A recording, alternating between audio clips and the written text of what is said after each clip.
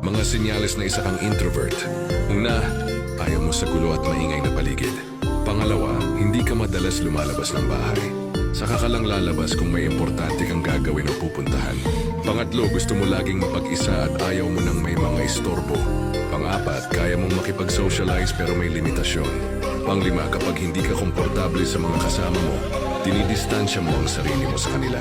Pang-anim, minsan naman nagiging maingay ka kapag ka-vibes mo ang mga kasama mo. Pang-pito, hindi mo alam kung paano magsimula o mag-response ng conversation sa ibang tao.